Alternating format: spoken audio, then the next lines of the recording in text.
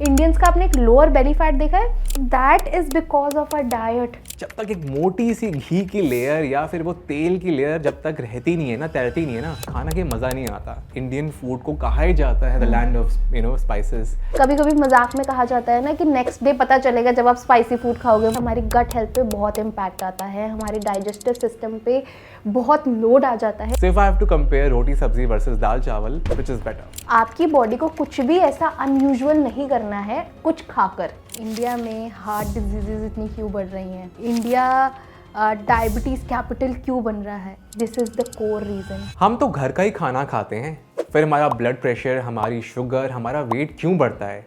कम तेल, कम नमक, तो फिर प्रॉब्लम है कहाँ पर? हाय, मेरा नाम है चिन्मय और आप देख रहे हैं ओनली माई हेल्थ। आपका बहुत बहुत स्वागत है न्यूट्रिशन 101 में।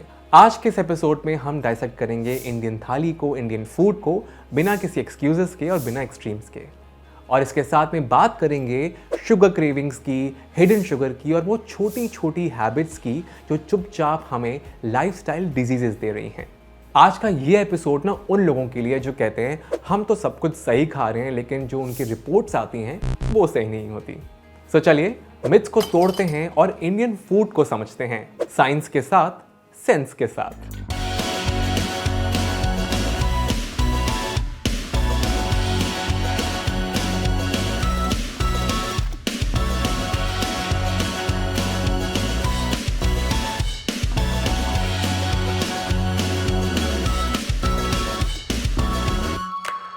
हाय सलोनी, आपका फिर से अपने ही शो में स्वागत है। Thank you for having me again.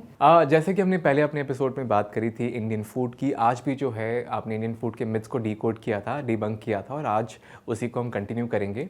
सो सलोनी, हमारे इंडिया के ना बहुत सारे डिशेज़ में आप देखेंगे जब तक एक मोटी सी घी की लेयर या फिर वो तेल की लेयर जब तक रहती नहीं है ना, तैरती नहीं है ना, खाना के मज़ा नहीं आता। और वहीं पे जब मैं देखता हूँ हमारे विदेशी खानों को, जो कि बिल्कुल ही उबला खाते हैं, तो एक्चुअली में हमारी बॉडी को क्या चाहिए? आपको क्या लगता है कि इंडिया में हार्ट डिजीजेज इतनी क्यों बढ़ रही हैं?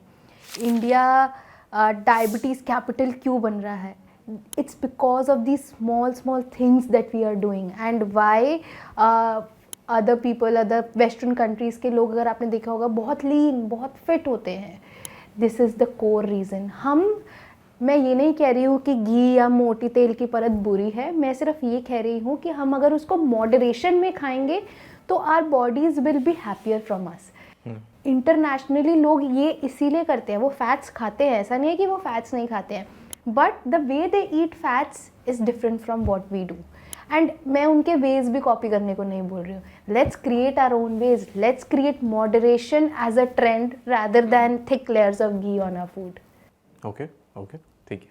आपने ये भी देखा होगा, इनफैक्ट मैंने तो काफ़ी देखा है कि कई बार जो लोग हैं, स्पेशली हमारी मम्मियाँ हो गई या हमारे नुक्कड़ में जो समोसे बनाने वाला भैया होता है, वो एक बार उस तेल को यूज़ करता है, फिर उसको दोबारा यूज़ करता है, फिर तीसरी बार यूज़ करता है और तब तक यूज़ करते जाता है जब तक कि वो पूरा तेल ना काला नहीं हो जाता। तो ये इतना रीयूज़ करना क्या हमारे हेल्थ के लिए सही है? Absolutely a big no. मैं कभी भी किसी स्टेटमेंट को लेके इतनी ज़्यादा ऑफेंसिव या ऐसा नहीं बोलती कि Firm नहीं ये नहीं करना चाहिए। I always had an opinion कि ऐसा होना चाहिए, ऐसा होना चाहिए, but with this it's a big no, because the fumes that the oils release वो कैंसरस होते हैं। तो अगर हम ऑन अ डेली बेसिस ये चीज़ें कंज्यूम करेंगे जो रेपिटेटिवली सेम ऑयल में पकती जा रही हैं, आप इमेजिन करो कि वो फ्यूम्स की इंटेंसिटी कितनी इंक्रीज हो चुकी होगी और वो हमारी बॉडी में जाके क्या कर रही होंगी। I repeat, why the heart diseases in India are increasing so massively. हम देखते हैं कि people in their young age, 30s, 40s, are getting heart attacks, and you know they are not able to function properly. Obesity, Indians का आपने एक lower belly fat देखा है जो हमेशा होता है abdomen area में? So that is because of our diet, our lifestyle, our stress levels, and the foods that we consume that are not good for our body. इसमें कहा जाता है कि जो कॉर्टिसोल है, इसका भी एक बहुत बड़ा योगदान रहता है हमारी बेली फैट के लिए। Is it true? So there is this term in nutrition science called cortisol belly. Now हमें इसका scientific way समझाती हूँ। Now our cortisol is our stress hormone. तो जब हमारा stress बढ़ता है तो आपने नोटिस किया होगा कि आपकी cravings भी बढ़ती हैं।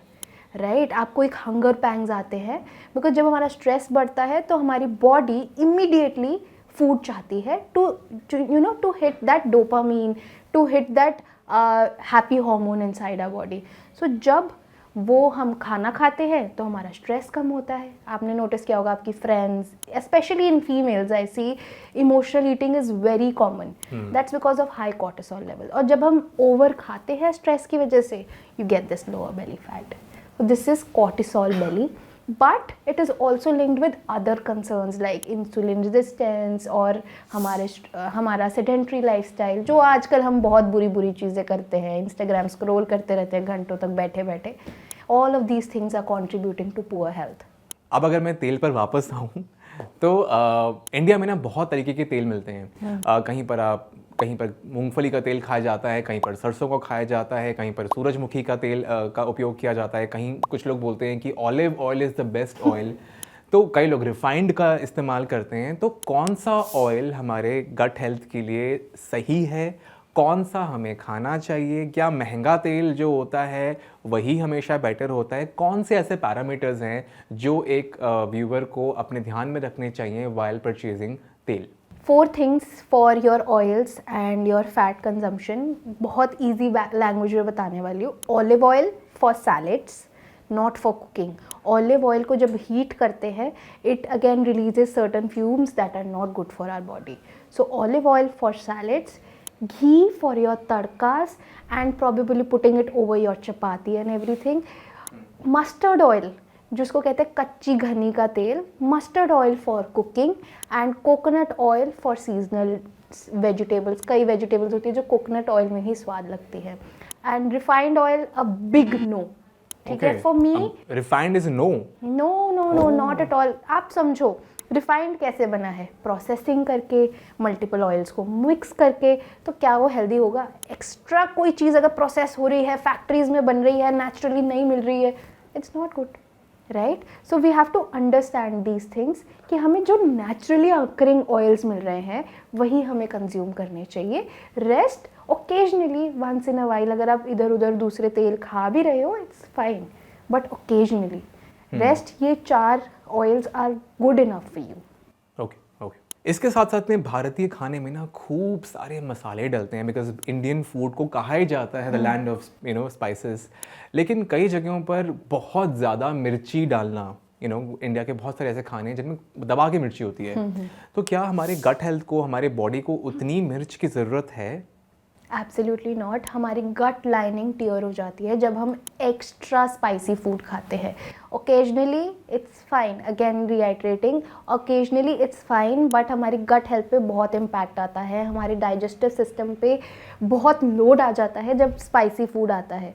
कभी कभी मजाक में कहा जाता है ना कि नेक्स्ट डे पता चलेगा जब आप स्पाइसी फूड खाओगे मॉर्निंग में, वॉशरूम में पता चलेगा आपको. हाँ, तो दैट इज समथिंग, वही फाउंडेशन है. क्यों वॉशरूम में पता चलेगा? आपकी बॉडी को कुछ भी ऐसा अनयूजुअल नहीं करना है कुछ खाकर, उसको रेगुलरली फंक्शन करना है. अगर आपकी बॉडी कुछ अनयूजुअल कर रही है, जैसे कि अगर आपके बाउल्स पेनफुल हो रहे हैं, या फिर अगर आपको बहुत ज़्यादा गट हेल्थ में इश्यूज आते हैं, because I have seen people who eat spicy food, वो ब्लोटेड रहते हैं, उनको एक्ने बहुत ज़्यादा हो जाता है. So all of these things impact, right. और at the end of the day आपको अपनी हेल्थ को अच्छा रखना है. सो मॉडरेशन में is fine, but spicy food in general I do not recommend. कभी कभी ठीक है, but coming back to general spices, I believe western culture is missing out on spices. हमारा घर का जीरे का तड़का, अजवाइन, हल्दी. ये आप टेस्ट के हिसाब से कह रहे हो या health benefits? Health benefits. So let's talk about हल्दी. हल्दी is a natural immunity booster. आप डेली हल्दी खाएंगे तो आपकी इम्यूनिटी बेटर रहेगी. Now western culture has actually started adapting. आपने उनको बोला, आपने कभी अपने फ्रेंड्स को देखा होगा, I am having curcumin tablets. तो curcumin is actually derived from haldi. So हल्दी ही ले लो every day, right? Then comes your ajwain. Ajwain is really really good for your gut health. आपको अगर पीरियड्स में एक्स्ट्रा पेन होता है, start adding ajwain water during your periods and your period pain will be gone. And then comes your jeera. Jeera helps with bloating. Hing helps with a gut health. So हमारे spices in general are outstanding, but again overdoing is something which we should avoid. चलिए, आज आपने खूब सारे मेरे तेलों के ज्ञान को बढ़ाया है और आई एम श्योर जितने भी व्यूवर्स हमें देख रहे होंगे they will be able to understand कि किस चीज़ के लिए कौन सा तेल इस्तेमाल करना is important. So thank you for that. इसके बाद ना हमारे भारतीय खाने की सबसे महत्वपूर्ण, सबसे स्टेपल, सबसे बेसिक चीज़ है रोटी सब्ज़ी, दाल चावल। So if I have to compare roti sabzi versus dal chawal, which is better? Now it depends on 3 parameters. A, आपका स्टेपल क्या है, आपके घर पे ज़्यादा रोटी बनती है या चावल बनते हैं, because India is a diverse country, right. कई लोग हर दिन चावल खाना पसंद करते हैं। For example in south people use rice and rice derived foods, but in north I have seen more roti and parathas. So now it depends what is your culture. Now second comes the nutrients. Ideally balance ज़्यादा दाल चावल है, because दाल चावल में all 7 natural amino acids complete हो जाते हैं। जो उसकी अमाइनो एसिड प्रोफाइल होती है वो कंप्लीट हो जाती है। रोटी सब्ज़ी में हमें करनी पड़ती है when it comes to your protein intake. Alright, so हमें जब खाना खाना है तो हमें ये भी मेक श्योर करना है, if you are a vegetarian, कि आप कंप्लीट प्रोटीन कितना ले रहे हैं।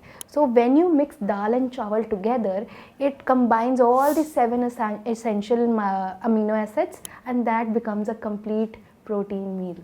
Oh. Right, whereas with roti sabzi हमें एडिशनली प्रोटीन ऐड करना पड़ता है, बिकॉज यूजुअली सब्ज़ी जैसे कि for example let's talk about general सब्जियां लाइक घिया, तोरी, पटेटोज़, इन सब में प्रोटीन नेचुरली बहुत कम होता है।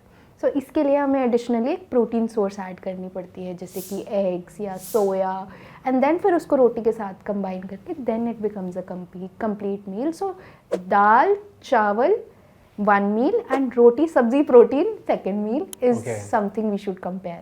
And if we have to add idli dosa, all the fermented food?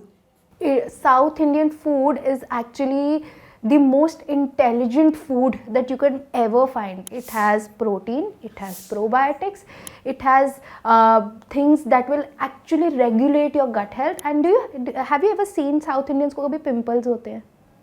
मैंने I think शायद Because their gut, नहीं देखे। because their gut health is so nice. उनके पास हमेशा अच्छा न्यूट्रिशन होता है, because South Indian food has a lot of nutrition. Your idli is fermented overnight. जब फर्मेंटेशन का प्रोसेस होता है वो हमारी गट हेल्थ के लिए बहुत अच्छा होता है।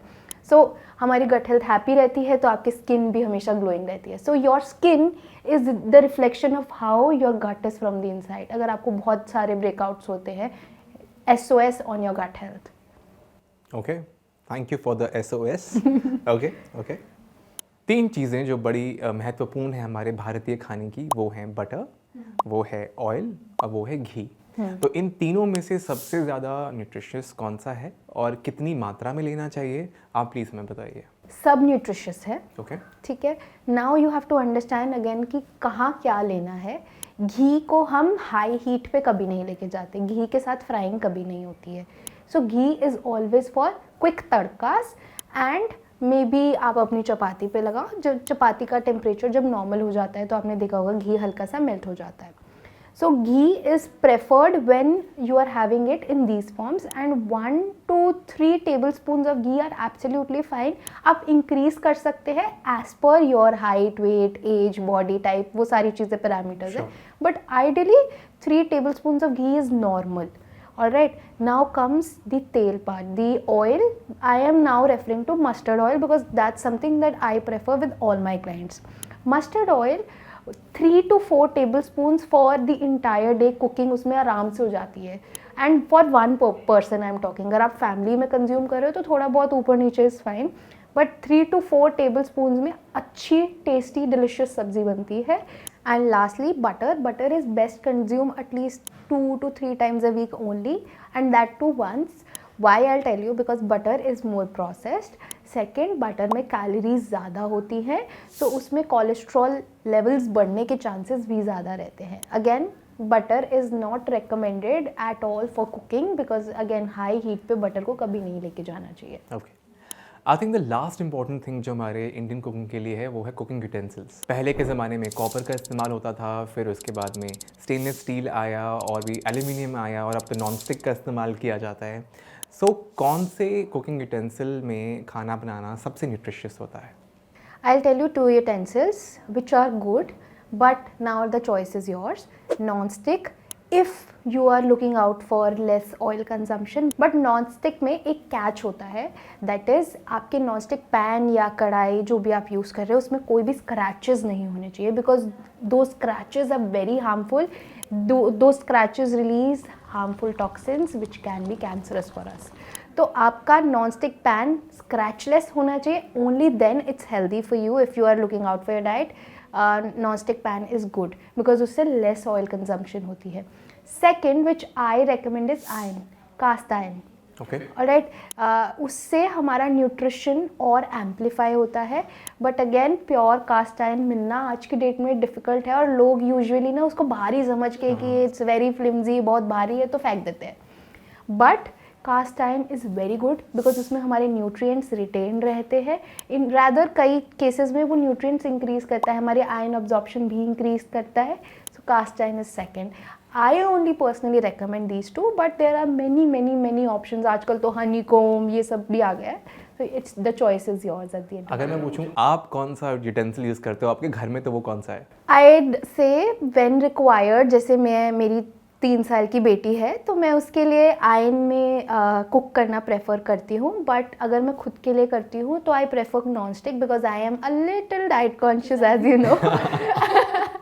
सो that is the catch. Okay, now here comes the most important question of this podcast. मीठे की क्रेविंग, क्योंकि मुझे बहुत ज़्यादा होती है, ये होती क्यों है हमारी बॉडी में? Now let's break this down scientifically. पहले मैं आपको बताती हूँ, there is science. You are not alone. Everybody craves for sugar, and I'll tell you why.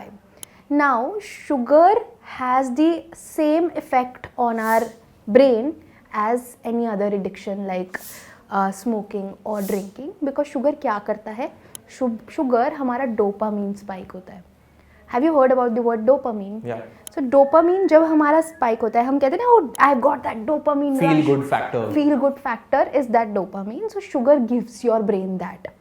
जब भी आपके ब्रेन को स्ट्रेस्ड हो, सैड हो, कुछ ऐसा लाइफ में हो गया है दैट यू नो, कुछ बस ऐसा कि you are not able to cope up with, you always gravitate to sugary food. Chocolate खा लो.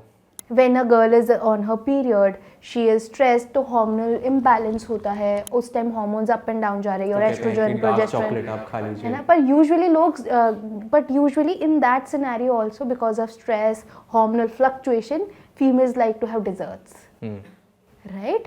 So you have to understand कि शुगर की क्रेविंग इसलिए होती है बिकॉज हमारे ब्रेन को इंस्टेंट एनर्जी सिर्फ शुगर प्रोवाइड कर पाता है. That instant dopamine, that instant happy hormone which is ghrelin, वो सिर्फ शुगर प्रोवाइड कर पाती है in all foods. Okay, so then I am normal. You are absolutely normal, but here's the catch. अगर आपको ओवर शुगर क्रेविंग्स हो रही हैं, देन देयर आर चांसेस कि आपका डाइट लाइफस्टाइल पुअर है, आप बहुत स्ट्रेस लेते हैं, आप स्लीप नहीं अच्छे से ले रहे हैं, आपके इमोशनली मेंटली कुछ चल रहा है, आपकी डाइट में प्रोटीन कम है और एसेंशियल न्यूट्रिएंट्स कम है, आपको सर्टन न्यूट्रिएंट डेफिशिएंसीज है like vitamin B12 and D3, जिसकी वजह से आपको शुगर क्रेविंग्स हो रही हैं. In that case you are not normal, you need to get help. Alright, okay. हम सब चलो ये सब बात जानते हैं कि मीठा जो है वो स्लो पॉइजन है हमारी बॉडी के लिए, तो इसको छोड़ना इतना मुश्किल क्यों है? लाइक आई टोल्ड यू, ये एडिक्शन है. जैसे किसी स्मोकर या फिर हम किसी ड्रिंकर को बोलते हैं कि आप ये छोड़ पाओगे, तो वो बोलते हैं कि it's very difficult. Right? Similarly sugar is similar to any other addiction. तो शुगर को इसीलिए छोड़ना मुश्किल है बिकॉज हमारे ब्रेन को सिर्फ वो एक हैप्पीनेस और एक डोपामिन हिट देता है. इन दैट केस छोड़ने के तरीके होते हैं. We start with gradual tapering out method, wherein हम धीरे धीरे धीरे शुगर छोड़े rather than all of a sudden कि कल से मैं शुगर नहीं खाऊंगी. एंड अगर आप कर भी लोगे ना, कल से आप शुगर नहीं खाओगे, there are many hidden sugars available in the market जो आपको आप इमेजिन भी नहीं कर सकते कि इन फूड्स में शुगर है. सो इसी से मेरा दूसरा क्वेश्चन भी जुड़ा है। अभी आपने इनफैक्ट आपके आंसर में कहा कि hidden sugar, so I would like to know कि एग्जैक्टली ये हिडन शुगर क्या है, कहाँ कहाँ पाया जाता है, एंड ऑल द व्यूअर्स उनको सामान खरीदते वक्त वो कैसे they have to make sure कि वो हिडन शुगर इसमें ना हो। Okay, let's break down a food label जो मोस्टली सब फूड लेबल्स में होता है। Maltodextrin, corn syrup, date syrup, sugar, glucose, ये सारे नामों से आपके उसमें लिखा होगा in the packaging. Now these are all sugars. Okay, ठीक है, these are just named after certain chemicals कि आपको पता ना चले कि शुगर है। You look up on Google and see hidden names of sugar on packaging, and you'll find more than 65 sugar names जो आपके food packaging में हो सकते हैं। 65? more than 65।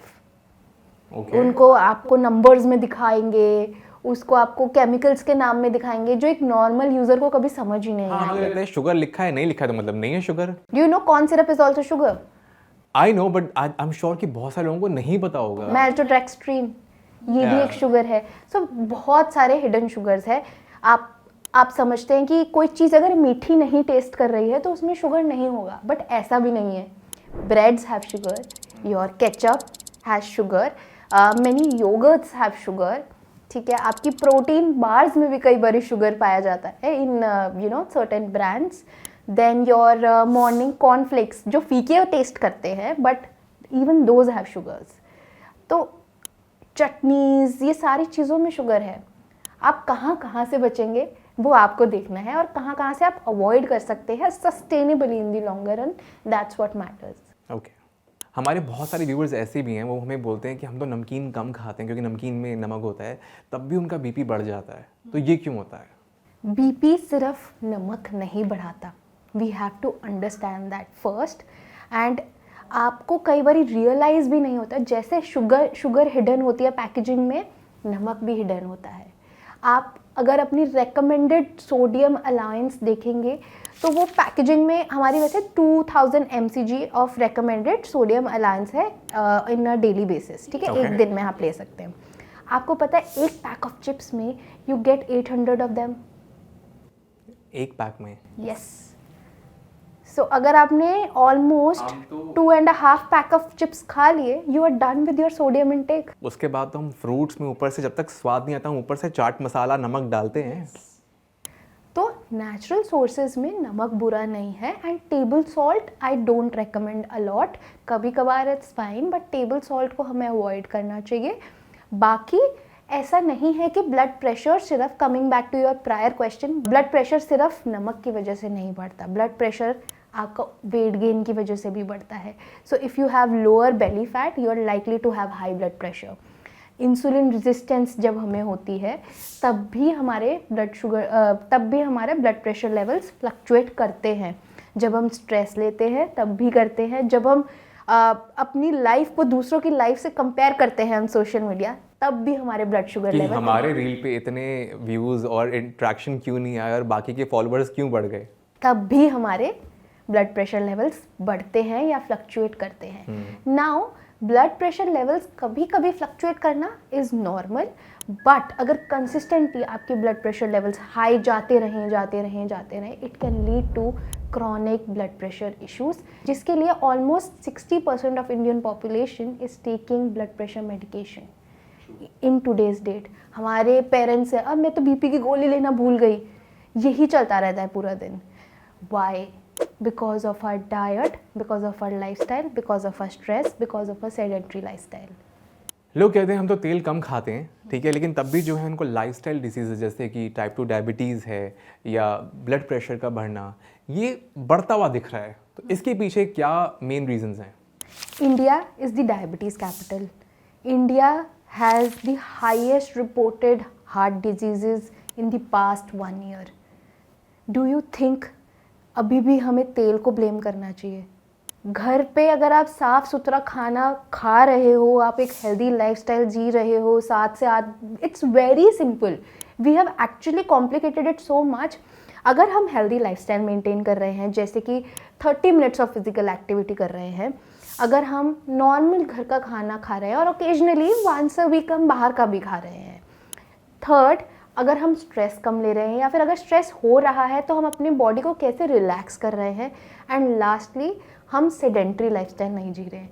अगर हम ये पैरामीटर्स फॉलो करें, आप मेरे से आज शो में ही लिखवा लीजिए, कभी आपको कोई हार्ट डिजीजेस नहीं होंगी, कभी आपको कोई हेल्थ कंसर्न्स नहीं होंगे। But I blame the new era of fashion where we have made it so हमने हेल्दी ईटिंग को एक फैशन बना दिया, हमने हेल्दी ईटिंग को एक वो बना दिया लग्जरी, एंड हमने ईटिंग अनहेल्दी को कूल बना दिया कि अरे तुम चिप्स नहीं खा रही, why? So now apparently eating unhealthy is cool and eating healthy is uncool. Why? That's the catch. Yeah. In the last 1 year, I've seen this hustle culture where young people are hustling कि अब हम hustle करते हैं, हम कुछ भी करेंगे. That hustle is causing your health so many concerns that you can't even imagine.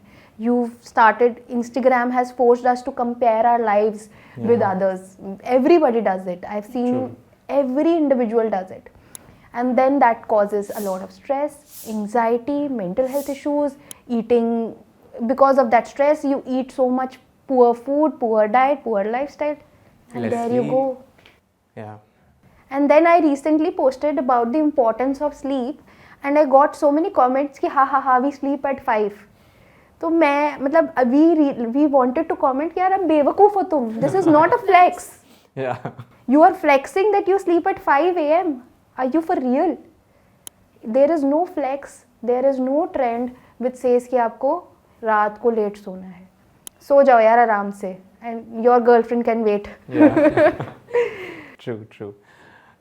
I am very happy कि आपने बहुत ही सिंपल वे में बहुत सारे जो हमारे इंडियन थाली से जुड़ी हुई चीज़ों की बातें थी, भले वो कौन सा तेल खाना चाहिए, कौन से यूटेंसिल में आपको खाना बनाना चाहिए, शुगर क्रेविंग्स क्यों होती हैं, वो हिडन शुगर कहाँ कहाँ पाई जा सकती है और किस तरीके से आप अपने लाइफस्टाइल को मैनेज कर सकते हैं, बहुत बखूबी से आपने इस पॉडकास्ट के इस एपिसोड में हमें बताया है. So thank you for that. I am grateful that you gave me this opportunity to rant out. No, it was not a rant. It was a useful rant for sure. I am glad. If you guys still have any queries and doubts, आप हमसे comment करके हमसे पूछ सकते हैं. हम आपको मिलेंगे अगले एपिसोड में. तब तक के लिए आप खुश रहिए, स्वस्थ रहिए, थोड़ा ज़्यादा सोइए और इंस्टाग्राम पर दूसरों की लाइफ को अपनी लाइफ से कंपेयर मत करिए. लेकिन प्लीज़ जाने से पहले आप जल्दी से हमारे YouTube channel only my health को लाइक और सब्सक्राइब कर दीजिए. और अब आप व्हाट्सएप पर भी हमारे साथ में जुड़ सकते हैं. स्क्रीन पर दिखाए जा रहे बार कोड को स्कैन करें और पाएँ हेल्थ और फिटनेस से जुड़ी हर विश्वसनीय जानकारी. तब तक के लिए स्टे फिट.